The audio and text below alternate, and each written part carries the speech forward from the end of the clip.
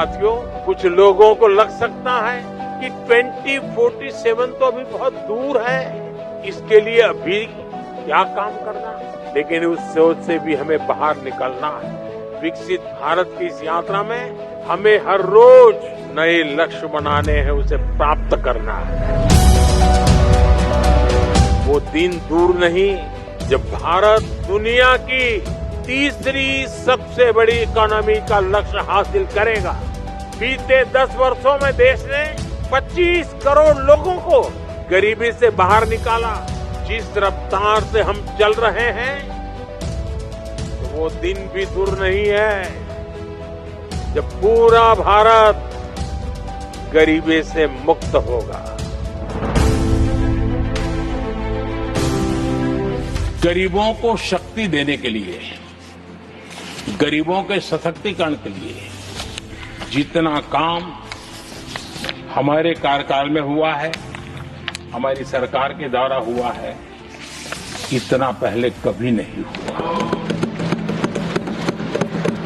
गरीबों का सशक्तिकरण और गरीब ही गरीबी को परास्त करे, उस दिशा में हमने योजनाओं को आकार दिया। और मुझे मेरे देश के गरीबों पर भरोसा है, उनके सामर्थ्य में भरोसा है। अगर अवसर मिल जाए ना, तो वो हर चुनौतियों को पार कर सकता है। भारत में सामर्थ्य की कमी नहीं है, संसाधनों की कमी नहीं है। हमारे सामने एक बहुत बड़ा और रियल बैरियर रहा है गरीबी का। गरीबी को स्लोगन से नहीं, सॉल्यूशन से ही लड़ा जा सकता है। गरीबी को नारे से नहीं, नीति और नीयत से ही हराया जा सकता है। हमारे यहां पहले की सरकारों की जो सोच रही, उसने देश के गरीब को सामाजिक और आर्थिक रूप से आगे नहीं बढ़ने दिया। मैं मानता हूं, गरीब में खुद इतना सामर्थ्य होता है कि वो गरीबी से लड़ सके और उस लड़ाई में जीत सके। हमें उसे सपोर्ट करना होता है, उसे मूलभूत सुविधाएं देनी होती है, उसे एम्पावर करना होता है। इसलिए हमारी सरकार ने इन बाधाओं को तोड़ने के लिए गरीब को एम्पावर करके उस काम को हमने सर्वोच्च प्राथमिकता के रूप में लिया। हमने न सिर्फ लोगों का जीवन बदला, बल्कि गरीबों को गरीबी से उबरने में मदद भी की। इसके परिणाम आज देश स्पष्ट देख रहा है। हमारे देश का मजदूर एक जगह पे काम करता है, 1-2 साल के बाद नौकरी बदलता है, ईपीएफ में उसका पैसा कटता है, लेकिन पैसा ट्रांसफर नहीं होता था। और आपको हैरानी होगी, जब मैं सरकार में आया, मेरे देश के मजदूरों के 27,000 करोड़ रुपया ईपीएफ में पड़े थे। कोई गरीब मजदूर लेने वाला नहीं था, क्योंकि उसको इस ट्रैकिंग पद्धति नहीं थी। हमने इस समस्या का समाधान करने के लिए एक यूनिवर्सल अकाउंट नंबर दिया हमारे मजदूरों को, और उसके कारण अब उसके पैसे वो जहां जाएगा, ईपीएफ का फंड ट्रांसफर होगा। मजदूर जब रिटायर्ड होगा तो उसके रुपये उसके हाथ जाएंगे, किसी सरकारी खजाने में सड़ते नहीं पड़े रहेंगे। उस काम को हमने किया है। मैंने किसान, नौजवान, नारी शक्ति और गरीब, इन्हें विकसित भारत का मजबूत स्तंभ माना है। अपने तीसरे कार्यकाल की शुरुआत मैंने इन्हीं के सशक्तिकरण से की है। सरकार बनते ही सबसे पहला फैसला किसान और गरीब परिवारों से जुड़ा फैसला लिया गया। देश भर में गरीब परिवारों के लिए 3 करोड़ नए घर बनाने हो या फिर पीएम किसान सम्मान निधि को आगे बढ़ाना हो, ये फैसले करोड़ों करोड़ों लोगों की मदद करेंगे। 2014 में हमारी सरकार आने से पहले हालात ये थी कि देश में गरीब जितना बीमारी से नहीं डरता था, उससे ज्यादा डर उसे इलाज के खर्च से लगता था। अगर परिवार में कोई एक व्यक्ति भी गंभीर बीमारी का शिकार हो जाए तो पूरा परिवार संकट में आ जाता था। मैं भी आप सबकी तरह गरीब परिवार से निकला हूं। मैंने भी इन तकलीफों को देखा है और इसलिए मैंने संकल्प किया है, मैं इलाज का खर्च कम करूंगा और आपकी जेब में ज्यादा से ज्यादा पैसे बचाऊंगा। मैं आपको बार बार हमारी सरकार की कुछ कल्याणकारी योजनाओं की जानकारी देता रहता हूं ताकि एक भी जरूरतमंद योजनाओं से छूटे नहीं। इसलिए मैं कई जरूरी बातें आज फिर यहां दोहरा रहा हूं और मैं आशा करता हूं आप इसे याद भी रखेंगे और अपने परिचितों को जरा बताएंगे भी। बताएंगे ना? पक्का बताएंगे? ये भी सेवा का ही काम है।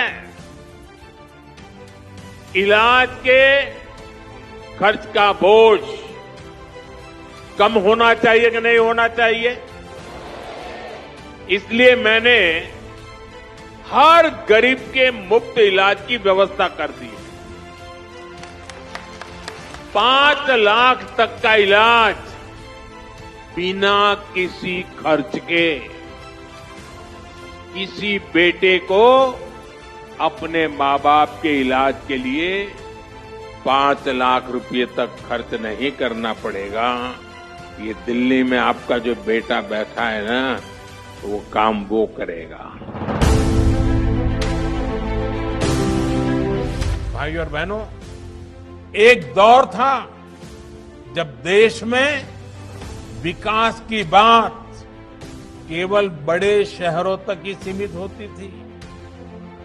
वहां भी विकास का मतलब बस इतना ही होता था कि खास खास इलाकों में बड़े बड़े फ्लाईओवर्स बन जाएं, सड़कें बन जाएं, मेट्रो बन जाए, यानी गांवों कस्बों से दूर और हमारे घर के बाहर जो काम होता था, जिसका सामान्य मानवी से लेना देना नहीं था, उसे विकास माना गया। बीते वर्षों में देश ने इस सोच को बदला है। आज देश दोनों दिशाओं में काम करना, 2 पटरी पर चलना चाहता है। देश को नए इंफ्रास्ट्रक्चर की भी जरूरत है।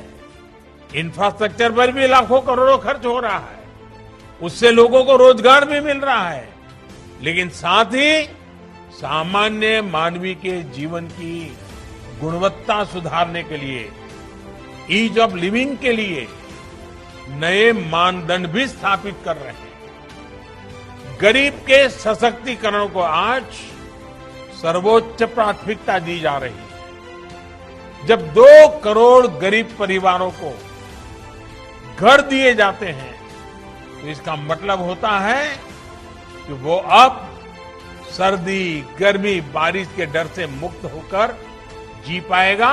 इतना ही नहीं, जब खुद का घर होता है ना, तो आत्मसम्मान से उसका जीवन भर जाता है, नए संकल्पों से जुड़ जाता है और उस संकल्पों को साकार करने के लिए गरीब परिवार समेत जी जान से जुड़ जाता है, दिन रात मेहनत करता है।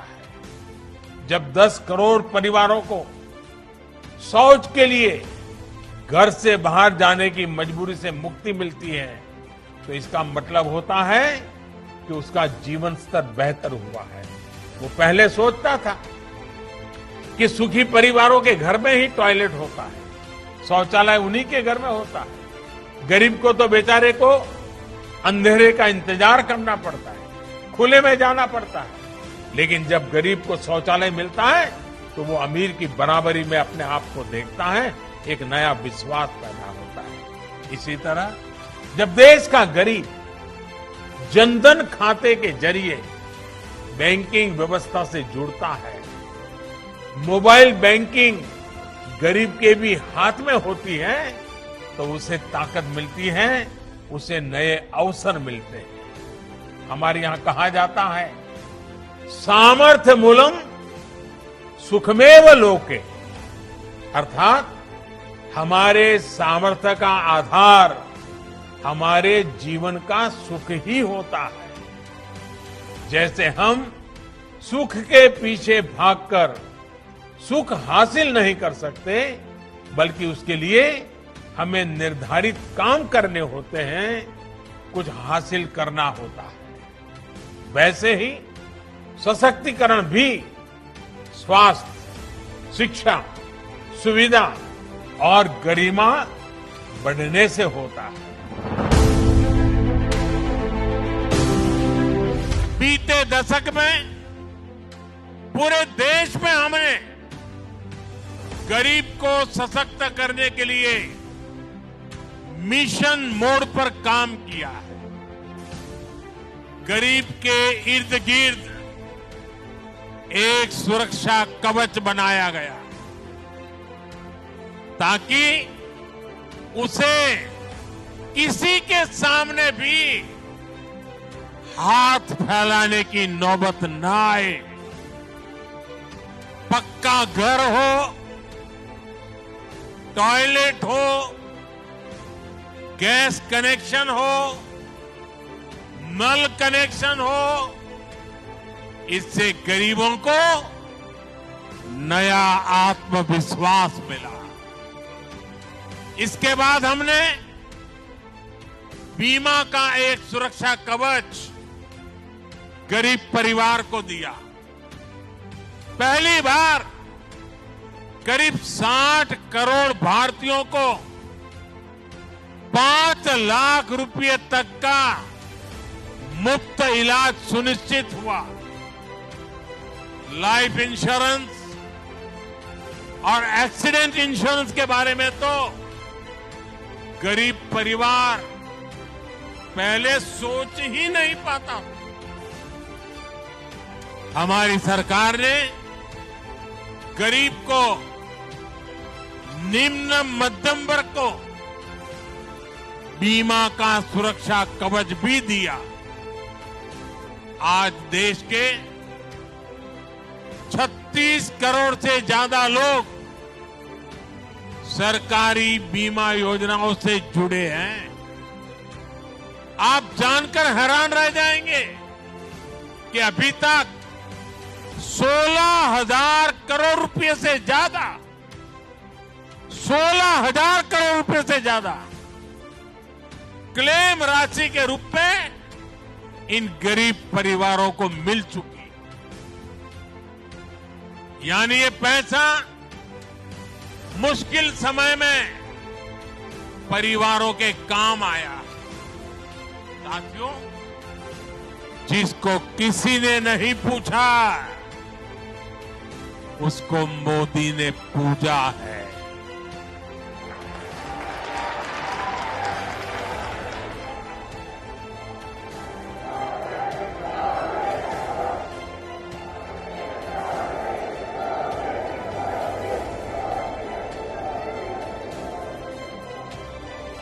आप वो दिन याद करिए,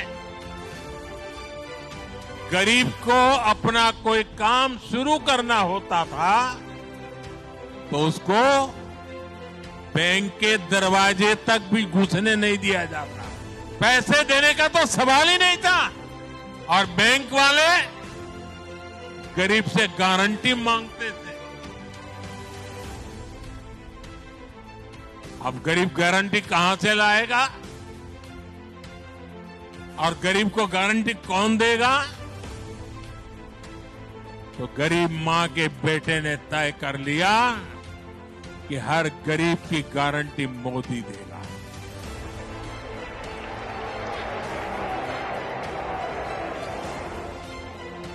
मोदी ने ऐसे गरीब की गारंटी खुद ली और मुद्रा योजना शुरू की। 2012 में भारत में ग्रामीण गरीबी, रूरल पॉवर्टी, यानी गांवों में गरीबी करीब 26% थी, 26%। 2024 में 2024 में भारत में रूरल पॉवर्टी यानी गांवों में घट कर गए, पहले जो 26% गरीबी थी वो गरीबी घट करके 5% से भी कम हो गई है।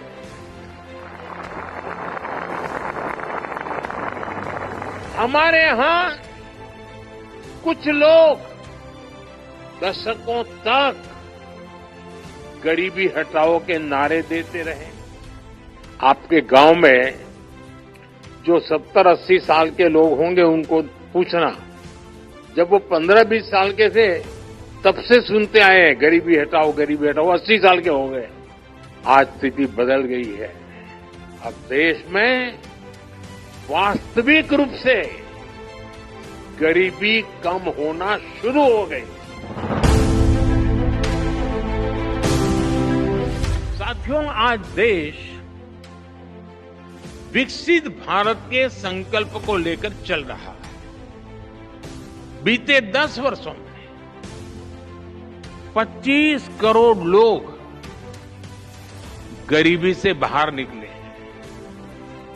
हम देश के नागरिकों की ईज ऑफ लिविंग पर फोकस कर रहे हैं। हम देश के नागरिकों की क्वालिटी ऑफ लाइफ पर फोकस कर रहे हैं। साथियों, इंडस्ट्री 4.0 को ध्यान में रखते हुए हमारा बहुत अधिक फोकस स्किल डेवलपमेंट और एम्प्लॉयमेंट पर हमने केंद्रित किया है। आज देश के युवाओं में एक मिजाज बना है कि अपने दम पर कुछ करके दिखाना है। इसमें मुद्रा योजना हो, स्टार्टअप इंडिया अभियान हो, स्टैंड अप इंडिया हो, युवाओं की बहुत मदद कर रही है। मुद्रा योजना से मदद लेकर के 8 करोड़ से ज्यादा साथियों ने पहली बार कोई बिजनेस शुरू किया है। देश में आज करीब 1,40,000 स्टार्टअप्स हैं और इनमें लाखों युवा काम कर रहे हैं, नए नए साहस कर रहे हैं। इस बजट में भी जिस 2 लाख करोड़ रुपए के पीएम पैकेज की घोषणा हुई है, चारों तरफ उसकी वाहवाही हो रही है, खूब प्रशंसा हो रही है। इसका सीधा लाभ 4 करोड़ से अधिक युवाओं को मिलने का। ये पीएम पैकेज होलिस्टिक और कॉम्प्रिहेंसिव है। ये टुकड़ों में नहीं है, ये इंटरलिंक है, एंड टू एंड एक सॉल्यूशन है। इसका विजन स्पष्ट है। भारत की मैन पावर ग्लोबली कॉम्पिटिटिव हो, भारत का प्रोडक्ट ग्लोबली कॉम्पिटिटिव हो और सिर्फ क्वालिटी नहीं बल्कि वैल्यू की दृष्टि से भी वो कॉम्पिटिटिव हो। हमारे युवाओं की स्किल बढ़े, उनका एक्सपोजर बढ़े, उन्हें आसानी से रोजगार मिले। इसके लिए हम इंटर्नशिप स्कीम लेकर आए। एम्प्लॉयमेंट जनरेशन करने वाले आप जैसे जो लोग हैं उनको लार्ज स्केल पर इंसेंटिव मिले, इसका भी हमने ध्यान रखा है। इसलिए ही सरकार ने ईपीएफओ कंट्रीब्यूशन में इंसेंटिव की घोषणा की।